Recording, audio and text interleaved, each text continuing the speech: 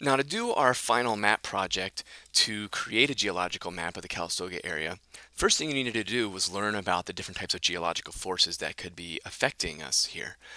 So at the very minimum, we wanted to learn about plate tectonics, and that includes mountain forming and mountain making, volcanoes, erosion, and weathering. Another topic that could be at play would be glaciers. And so we've got our basic geological topics. You should have found facts and information and presented it to your teams so that you will know about all those different types. And then each person in the team should be responsible for writing about one of our features in the area. So we've got the Old Faithful Geyser, the Petrified Forest, Oat Hill Mine Trail, the Napa River, and if you have a fifth person in your team, possibly Glass Mountain as well. What kinds of geological forces or evidence can you find at each of these locations? That's what we want to think about based on what we know.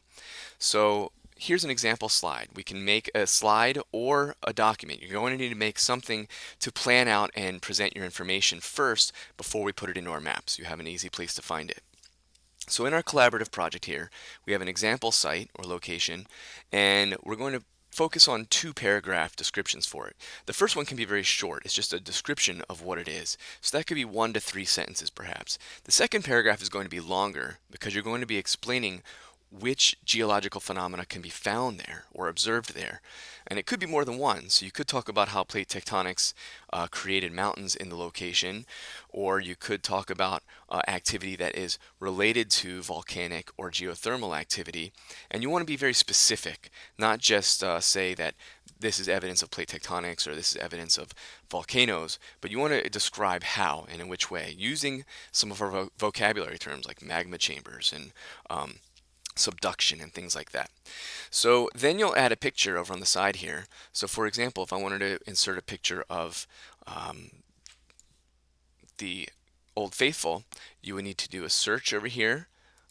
And you don't just type Old Faithful because it's actually the Old Faithful of Calistoga. There's more Old Faithfuls in the world, and you can find a picture of it to insert on the side.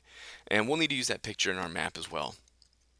Now, here's an example. So I've got two, maybe actually three paragraphs here. This might be a little bit too much information, but we can edit it out if we have too much when we go ahead and create our map. So it's better to have too much rather than too little information because you can cut some of it out, possibly make the font size smaller to an extent.